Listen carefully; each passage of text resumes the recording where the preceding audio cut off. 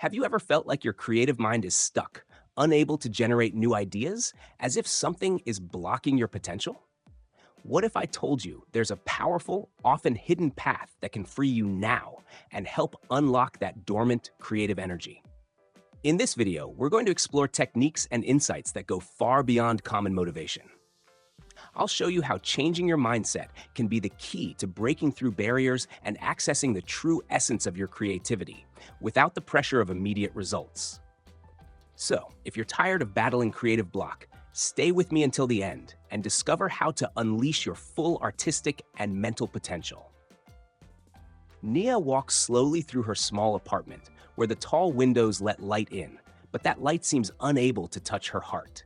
Scattered across the floor and walls are her unfinished sketches, sheets with scribbled ideas, and stacked books that at one point once inspired her. She stands before a blank canvas, an imposing presence that seems to mock her. She tries to pick up the brush. She feels the weight of expectation, but as she touches the paper, her mind becomes an empty desert. No ideas, no colors make sense. Every morning, Nia follows the same routine. She drinks her black coffee, sits at the table, opens her notebook, and nothing. An agonizing emptiness consumes her. Nia is an artist and writer who has always lived through her creations. Art is the way she found to express herself, to understand who she is and connect with the world around her. But now, it seems she's lost the ability to do what she always loved. The feeling of failure grows inside her like a shadow, swallowing her confidence. She tries to find inspiration everywhere. Walks around the city, conversations with friends, even the books that once sparked her creativity, but nothing moves her as it once did. Her friend, a calm and centered woman, has been watching her struggle for some time. After seeing Nia give up on yet another attempt to paint something new, she musters the courage and suggests, "You should talk to Monk Jin." Nia hears the name with curiosity and skepticism. Her friend explains that the monk is known for helping people who are searching for purpose and clarity, someone who can bring light to inner darkness. Nia, though hesitant and not really believing that words could break her block, decides she has nothing to lose. A small hope begins to bloom amid the chaos of her thoughts, and she decides to seek out the temple where the monk lives. Nia arrives at the temple, which stands simply atop a hill. The place feels serene, surrounded by trees and mountains that contrast with the turmoil Nia feels inside. The gentle wind stirs the leaves, and the sound of the trees swaying is almost an invitation to silence. As she walks through the stone corridors, she feels a mixture of anxiety and curiosity. She doesn't know exactly what to say, but she knows she needs to find answers. When she is finally led to Monk Jin, she finds a man with a calm expression, seated cross-legged with a gentle smile. He greets her with a silent nod, as if he already knows everything she's come to say. She sits before him and, for a moment, hesitates. But the monk's welcoming silence encourages her. Nia begins to speak, and the words flow out like a river of confessions. She describes her creative block, how she feels lost, unable to create anything with meaning. She talks about her daily frustration, her failed attempts to write and paint, and the constant fear that she's lost something essential forever. What if I never create again? What if my art is just gone? Nia allows her vulnerability to surface, making it clear how heavy the weight she carries is. Monk Jin listens with an almost infinite patience, never interrupting her, letting her empty her thoughts until the natural silence settles in again. Then, he asks a simple question, his tone soft yet penetrating. What do you feel when you try to create and can't? Nia is surprised by the simplicity of the question. She closes her eyes and tries to find an honest answer. I feel afraid, she says slowly. Afraid that my voice will disappear, that all the effort, all the love I've poured into my art was in vain. I feel like if I don't create, I'll lose myself. Her voice trembles, and she realizes how deeply the block is rooted in her identity. The monk continues, with another question that seems to cut through the air like a fine, precise blade. And what do you fear will happen if you never create again? Who is Nia without her art? The words echo inside her like a bell ringing in the distance, leaving her without immediate answers. She had never considered the possibility of separating from her art. She couldn't imagine a Nia who wasn't an artist, who didn't use words and images to make sense of the world. The monk looks at her with a calmness that seems to embrace all her doubts. "Sometimes, Nia," he says with a serene voice, "the emptiness we feel is not the absence of something, but a pause, a space for something new to be born. Not an end, but a moment of preparation. When the land seems barren, it's because it's getting ready for the next season." The dialogue ends with Nia thoughtful, as if the monk had touched a wound she didn't know existed. She feels a mix of confusion and relief, as though his words had opened a small crack for something yet to be discovered. Monk Jin remains silent for a few moments, watching Nia absorb his words. Then he smiles, a warm smile, as if he's about to share something deeply personal. He looks at Nia and asks, with an almost childlike simplicity, "Nia, do you remember what made you start creating? What was the feeling like before any fear or expectation?" Nia gazes at the smooth stone floor, and her mind drifts to the early moments when she first started writing and painting. She sees herself as a child, sitting on her porch with sheets of paper scattered around and colorful paints covering her fingers. There was no pressure, no rules, just a genuine desire to express what she saw and felt. The emotion was pure, raw, as if every line drawn on the paper was a piece of her own heart. She remembers the joy of creating without fear, without the need for approval or success, just the simple joy of seeing her ideas take shape. Monk Jin, sensing that Nia is immersed in these memories, gently asks, "And how did you feel when you created, when there was no weight of an audience or criticism? When it was just you and the art, like two old friends?" Nia lets out a long sigh, as if releasing something trapped in her chest. "I felt free," she says, her voice soft but laden with emotion. "Free to experiment, to lose myself and find myself again. It didn't matter if it was perfect or not. I just wanted to express myself, to feel, to live in that moment. It was like dancing alone, with no one watching." The monk nods, encouraging her to continue. Nia realizes that as she speaks about those moments, something inside her starts to light up, a spark that had long been smothered. She remembers how she used to write for hours on end, sitting in her room by the light of a lamp, without worrying about the time or what others might think. She recalls the colors that flowed from her brushes like a wild river, creating for the sheer pleasure of it.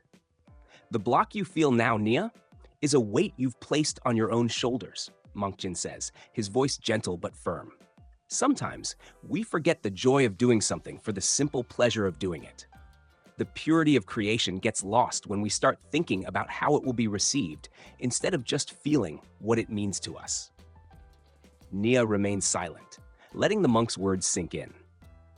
She realizes that the creative block she's been experiencing isn't just a lack of ideas, but a disconnection from her own essence.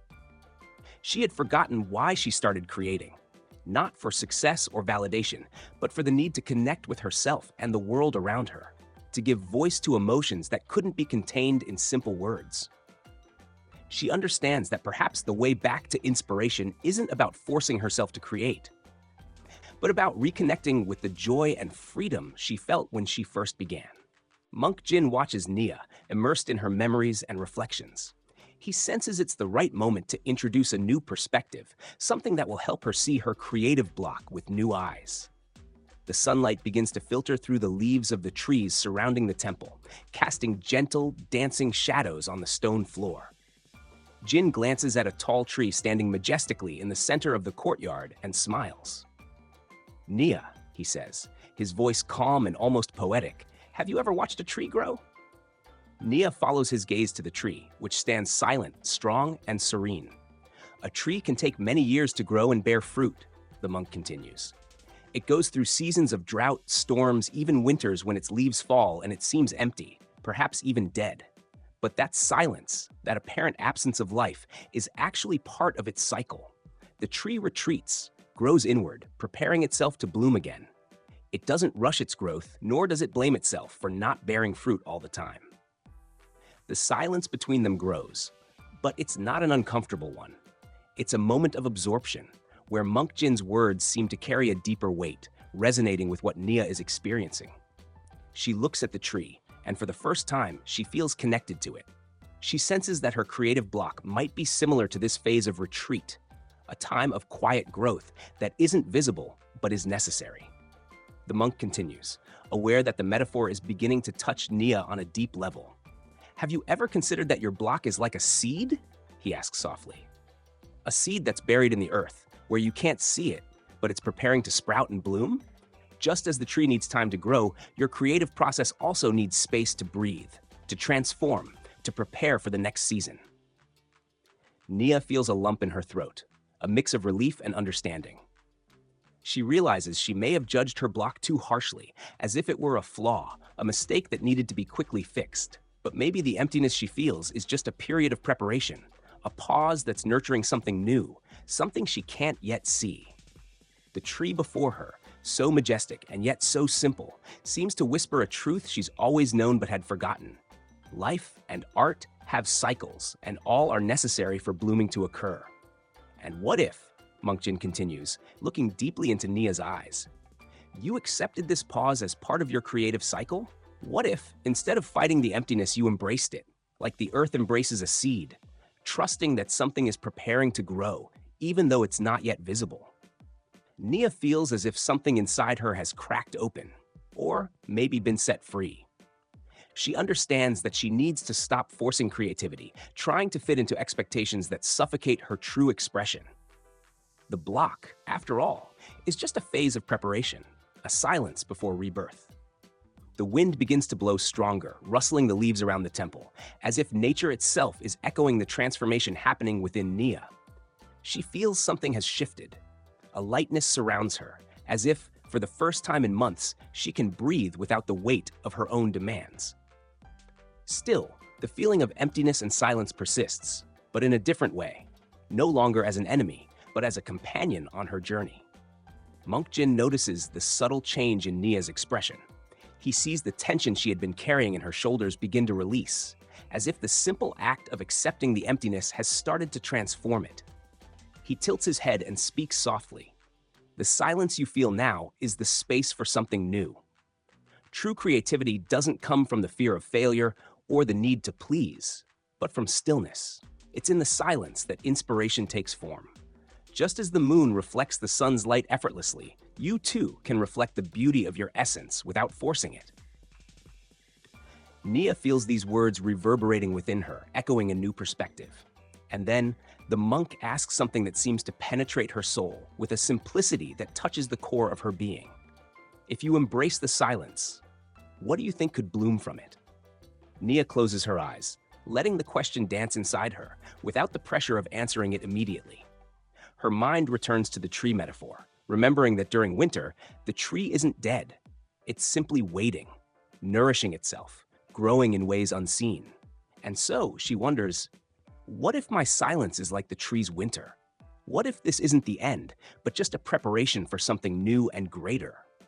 She realizes that the silence isn't a block, but fertile ground for new ideas and emotions, a necessary pause for her creativity to take on new life.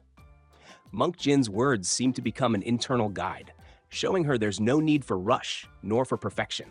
"Nia," he continues, "when we embrace silence, we create space to hear our own voice." And perhaps that is the true essence of creation, not the constant pursuit of results, but the act of allowing ourselves to be vulnerable, to listen to what our heart has to say. A single tear falls down Nia's face, but it's not one of sadness. It's as if that drop of water is washing away an old belief, something she had carried for too long. She realizes it's okay not to be productive all the time, that the creative process is as fluid and unpredictable as life itself. She feels a deep peace, an acceptance that begins to quiet her doubts. And in that silence, she finds something she thought she had lost: trust in herself and in the natural cycle of her creativity. Nia is ready to leave the temple. There's a lightness in her steps, a sense that something within her has been realigned. She feels the gentle breeze against her face as she walks through the temple courtyard, soaking in the silence and serenity around her. Monk Jin walks beside her, his presence calm, like a silent guide. Before saying goodbye, Nia looks at him, with one question still troubling her. "What if I get lost again?" she asks, a faint worry still lingering in her voice. "What if that emptiness comes back?" Monk Jin stops and looks at Nia with the tenderness of someone who understands the human journey, with all its uncertainties. "Nia," he says softly, "the tree does not fear the winter. It knows it's an inevitable part of life's cycle. And in the same way, you don't need to fear the emptiness. It's not an enemy. When it returns, welcome it because it's simply preparing you for another blooming. He gestures to the tree in the center of the courtyard, its leaves dancing in the wind, strong and at peace. Its growth is silent but steady, and when spring comes, the fruits arrive in their own time. Trust your own cycle, and you'll see that creativity will always find its way back to you. Nia feels a deep sense of gratitude. She knows that from now on, her relationship with creativity will be different. Not a constant struggle to prove something, but a gentle dance between expression and acceptance, between silence and creation. She bows slightly in reverence to Monk Jin, a gesture of respect and gratitude for his teaching, and he returns the gesture with a serene smile. As she walks down the hill, back to the city, Nia feels more connected to herself, as if she can finally hear her own voice amidst the world's chaos. She knows her art will come when it's ready, that there's no need to force anything. And with that, there's a renewed joy, a curiosity to explore the silence and see what might arise from it. When she returns home, she doesn't rush to the blank canvas or notebook. Instead, she sits, breathes, and allows herself to simply feel. The creative emptiness that once felt like an unbearable weight now seems like an open field, ready to be filled in its own time. And in that freedom, Nia finally finds peace. The last scene shows Nia sitting at her work table, gazing at the blank canvas. But this time, there's no despair in her eyes, only calm. She holds her brush without haste and smiles. She knows the cycle will continue, and that is enough. She trusts. And so, the story ends in silence, a silence full of possibilities, of growth, of life. If you've made it this far, you now know that creative blocks don't have to define you.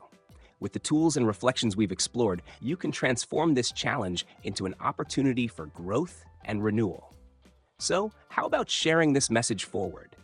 If this video resonated with you, don't forget to hit the like button. It really helps the channel grow and continue to bring content like this. And of course, subscribe so you don't miss the next videos. Share it with a friend who might need a little push to unlock their own creativity. Together, we can grow and create without limits.